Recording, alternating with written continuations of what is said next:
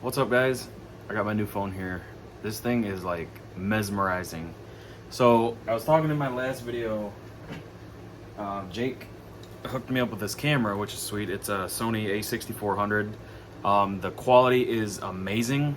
I bought a 16mm lens. I bought this cage for it and the strap and stuff like that, but I love this thing. However, obviously, as you can see, it is not portable. I do want one of those like Gorilla Pod things or whatever where I can, like hold it and vlog with it. But there is no stabilization in this camera, which means like it's just, if I'm not sitting still, it's literally like this. It's horrible. So still kind of using the phone for the most part, but I upgraded phones. So I was eligible for my upgrade. I had the iPhone 12 Pro Max, which I loved. Great phone. But I've had that one for over a year now, and I was like eligible for my upgrade. All I had to do was pay like, the tax, which was really nothing. And then I had like some device dollars or whatever through Verizon, like the rewards they give you or whatever. So got a pretty good deal. Really like nothing much out of pocket, but I did throw it on Marketplace for $750. I got a ton of people interested. A lot of tire kickers, which are, hey, I'll give you this much. Hey, deliver it to me. Hey, ship it to me. This and that. They don't read the ad. So anyways, though, totally irrelevant story, but I got the 13 Pro Max. The 120 hertz screen is awesome. Like, that was one of the big selling features for me. It's so much more like fluid than the older ones, and by older I mean like literally last year's. Those are 60 hertz. This is 120. If you're in like the gaming computer world, you kind of probably know what I'm talking about. The battery life is, it blows this one out of the water so far. Like, I watch movies like all day at work. I don't get to watch them, but like I have movies playing, and I got my AirPods. I got my AirPods in, so I'm listening to them or whatever. But the camera, I don't know the technical specifications or whatever off the top of my head, but I know they have bigger sensors, which means it lets in more light, which means less like blurriness, like if it's kind of dark or like not super bright. The 3 times optical zoom, which is better than 2 times. It zooms in further, more clearly, if that's the right terminology. But this cinematic mode with the videos is crazy. So this is just the front-facing camera, and it looks amazing. And then, like, I can tap here, and I can go out of focus, and it'll focus on the background. Like, I can tap here on my laptop, like, tap here back on my face, and my phone's literally just, I don't know if you can see it in the reflection here. It's the mic on my desk. It's just literally like balancing on it. It actually holds the phone great. Like, I wish I could buy like a phone mount like that, because then I could like, move it all around the desk or whatever. But anyways, so it is Friday. It is the weekend of Memorial Day, Monday. Today's Friday though. Work sucks. We have to wear masks again. I'm not gonna say me, just me. 99% of the people I work with are just livid. Like, it's so infuriating. Like, so frustrating. Work was the only place I had to wear a mask for like the last year, and I think we got rid of them in like early March finally. Truthfully, like, when we go out in public, if we go to the store or a movie or something, there might be like one person out of every 60 that we see that has a mask on. And the majority of them, what cracks me up, the majority of them, like, now that there's no mask mandate or whatever, wear them, but they're like this still. I'm like, if you're gonna wear a mask and it's not over your nose, like, what's the point? And then a lot of people I work with did that same thing. Like, there's probably 10 or 15 people I work with that have still worn a mask since they got rid of them, but they wear them like this. And then half the time they got them down here while they're talking to somebody. I'm like, what's the point of wearing it if you're not like actually like wearing it properly? Like, and then you can get into the whole argument that it's been like scientifically proven that they don't actually stop anything, certain types, I should, clarify. But anyways, yeah, so that's what I'm dealing with at work now. But I don't want to talk through this whole video. I want to actually like show you guys stuff. So here's the intro. Welcome back to the channel. I'm still doing good on my diet, my lifestyle change. Slipped up a little bit. We had McDonald's breakfast this morning at work, and then like we had pizza the other day, so I'm not like as hardcore on it right now, and we've missed quite a few bike rides. It's been like a week since I've been on the bike, which I hate, but to be honest, like this week the weather's been crappy, and I don't want to make excuses, but the weather has been crappy. Like I'm just not gonna do it in the rain. But also, yeah, it's doing some yard work, and then I just gotten off work late this week. We've been getting off around like I'd say 1:30 on average, so I'm home by 2 o'clock, which is perfect. But a lot of times this week, a lot of days we were getting off at like 3:30, which not only does that make, you know, my day shorter when I get home, like even that little bit makes a big difference, but I go from like almost like no traffic on the way home. I'm not gonna say no traffic, but like normal traffic on the way home compared to like, you know, anything between 3 and 5 is like rush hour, bumper to bumper. Everybody's on the road. Nobody knows how to drive. Semis weaving through traffic like it's Fast and Furious. Oh, I want to pull my hair out. So yeah, rough week kind of, but hey, that's part of life. You got to deal with the ups and downs. So I have no idea what's going on today. I really want to get more in the bathroom done. So every layer of subfloor that I cut off brings me to another layer.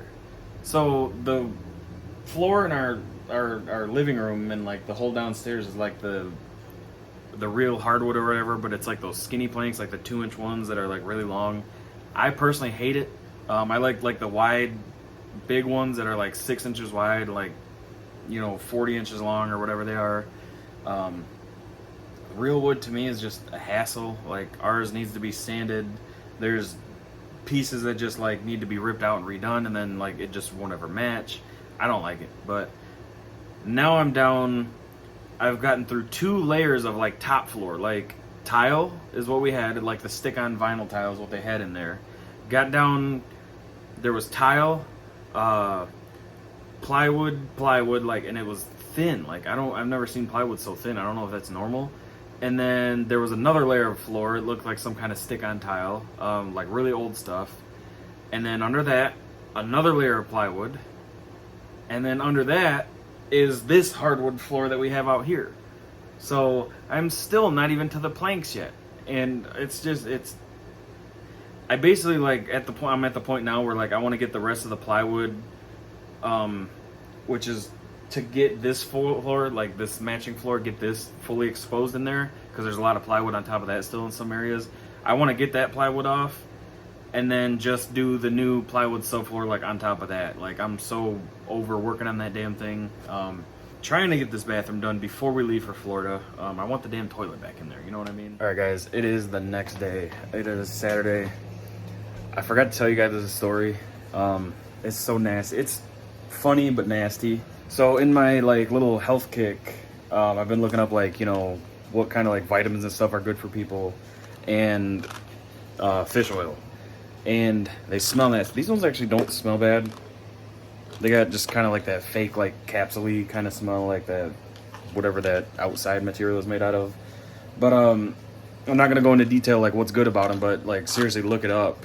They're amazing. Like I'll never not take them now. So I've been taking those, and usually, so with those, they take that particular one. It tells me to take them twice a day, 2 of them twice a day. So I usually kind of do them like, I'll take them like when I'm eating food or something. You don't really have to, but in the morning for work, I'll toss a few in my pocket. I'll toss my vitamin in my pocket, and then usually like by my first break, you know, I'll take them all. Well, once in a while I forget. Fast forward, you know, throughout the day, forgot to take them. Got home. Dinner comes around, I took them, you know, my second dose with dinner, not remembering that I had them in my pocket still, and they don't like break open, you know, like it's not nothing like that. So I take my clothes off, get in the shower, you know, put my clothes in the dirty clothes pile or whatever, and then, you know, Shelby does some laundry. Fast forward, you know, a few days or whatever when this happens, I open up the dryer to grab, you know, like a pair of shorts and underwear and stuff, and I'm like, oh God, what is that smell? So I grabbed the shorts, and this was a brand new pair of shorts. So I'm like, oh, she washed them, let me wear them. You know, it was a couple days later. I pull them out, and I'm going to like put them on, you know, like kind of like, you know, do the thing where you like straighten them out by like kind of like whipping them around or whatever. And I'm like, oh God, what's that smell? There was fish oil pills in the pockets, and now the pills were empty. They were just like the rubber, you know, like capsulated part kind of just like mushed up in the pocket, and I was like, oh God. Our dryer reeked. Everything in that load of laundry reeked like fish oil. And it was just like, it was just strong enough to like where you smelled it. Like, it wasn't like, you know, you could smell it from a mile away or something like that, but it was just enough to like give you a whiff of it if you were wearing anything. And I was like, oh God. I was like, I think all these clothes might be ruined. So I put the clothes in the dryer, I put some vinegar in there, and I let them soak, and I do them on like extra heavy duty, so it does like 10 rinse and spin cycles or whatever. And I pulled them out, and luckily the smell came out, but the smell was like stuck in the dryer. Like, literally, I used every kind of cleaner and spray we had. I scrubbed it. I ran it for like an hour, just thinking maybe it'll get so hot it'll just kind of like cook the smell off. I put like a couple rags in there just soaked in like vinegar and like cleaners and stuff, thinking, you know, they'll just tumble around and the agitation will just clean it. No, it finally wore off, thankfully, but oh my God, it was so nasty. Anyways, I don't know where the heck that story came from, but I'm going to change my oil. I bought that Explorer like back in the winter time, and it is now the end of May. I still haven't changed my oil. I'm terrible for that. So let's go do that.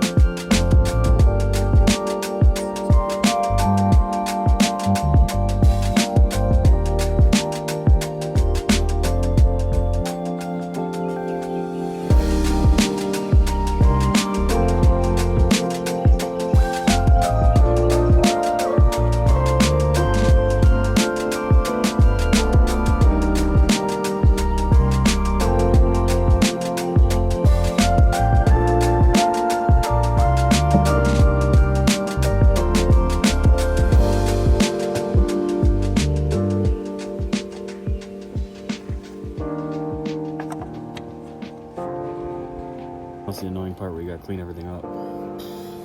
Now you get in, you start it. You hope you don't hear any weird noises. No lights, except I'm low as hell on gas. Take my e-brake off. Roll off the ramps.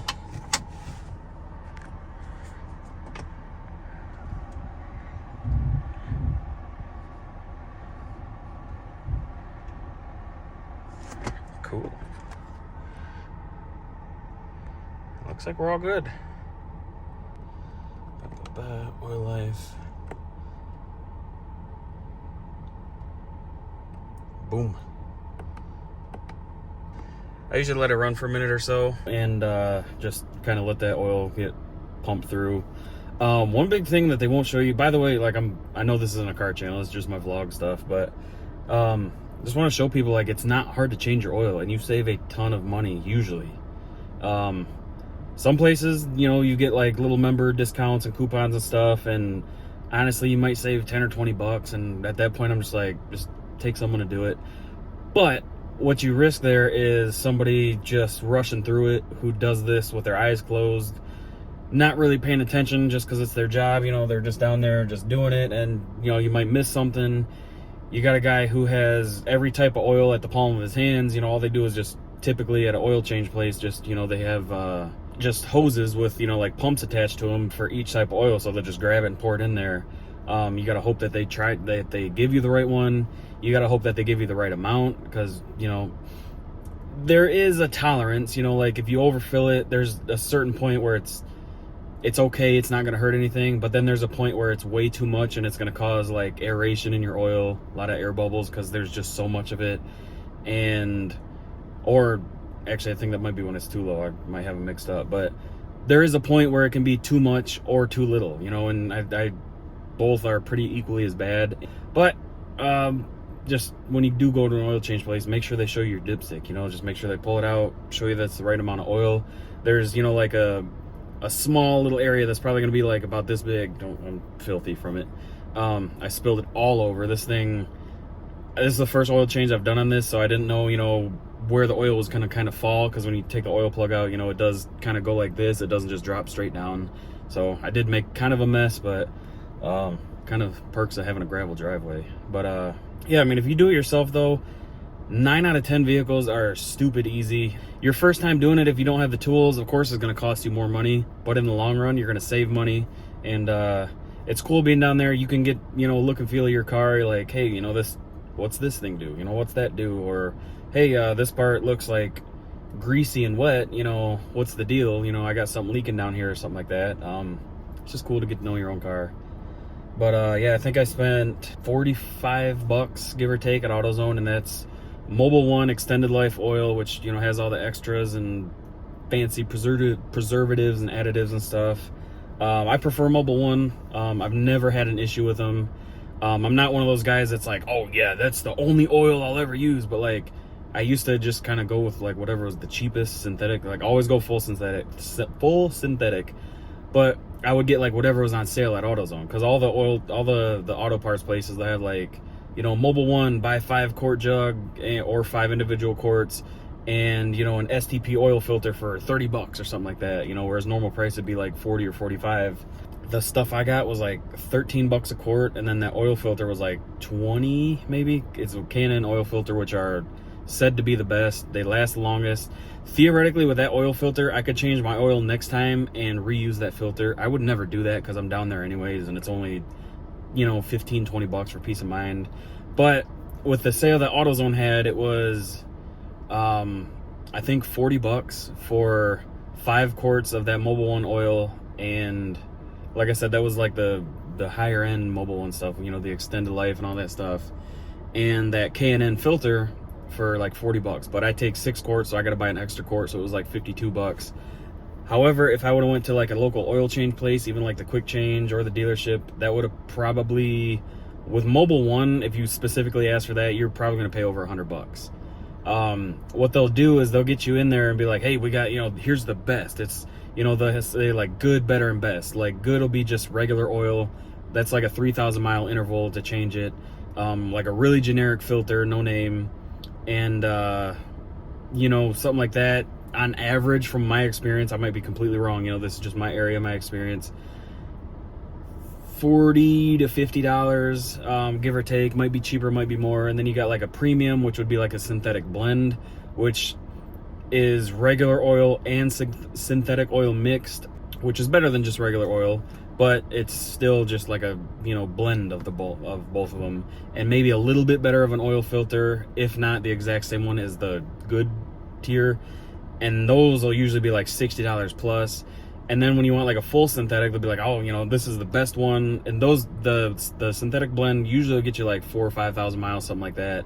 I personally wouldn't do that because it is still partly conventional oil. But then you'll get like the best package, which is synthetic oil and like an extended life type oil filter.